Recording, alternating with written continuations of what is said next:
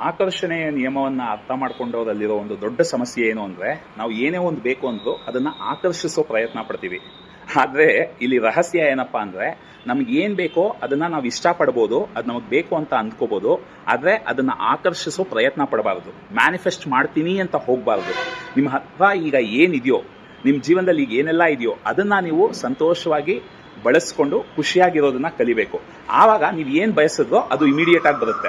ನಾನು ಬೈಕನ್ನ ಆಸೆ ಪಟ್ಟಾಗ ಆ ಬೈಕನ್ನ ಪಡ್ಕೊಳ್ಳೋ ಯಾವ ಪ್ರಯತ್ನನೂ ಪಡಲಿಲ್ಲ. ಜಸ್ಟ್ ಬೈಕ್ ನೋಡಿದ್ರೆ ತುಂಬಾ ಇಷ್ಟ ಆಯ್ತು, ಒಂದು ಫೋಟೋ ತಗೊಂಡೆ, ಮನೆಗೆ ಬಂದೆ, ನನ್ನ ಕೆಲಸ ನಾನು ಮಾಡ್ತಾ ಇದ್ದೆ. ಒಂದೇ ವಾರದಲ್ಲಿ ಬೈಕ್ ಮನೆ ಮುಂದೆ ನಿಂತಿತ್ತು. ನಾನು ಆ ಬೈಕ್ನ ಪಡ್ಕೊಳ್ತೀನಿ ಆಕರ್ಷಣೆಯ ನಿಯಮವನ್ನು ಬಳಸ್ಕೊಂಡು ಅಂತ ಪ್ರಯತ್ನ ಪಟ್ಟಿದ್ರೆ ಅದು ಬರ್ತಿರ್ಲಿಲ್ವೇನೋ. ಈ ರೀತಿ ಬಹಳಷ್ಟು ಸರ್ತಿ ನನಗಾಗಿದೆ. ಸೊ ಮುಂದಿನ ಬಾರಿ ನಿಮ್ಗೆ ಏನಾದ್ರೂ ಬೇಕು ಅಂದ್ರೆ ಅದನ್ನ ಆಕರ್ಷಿಸೋ ಪ್ರಯತ್ನ ಪಡಬೇಡಿ.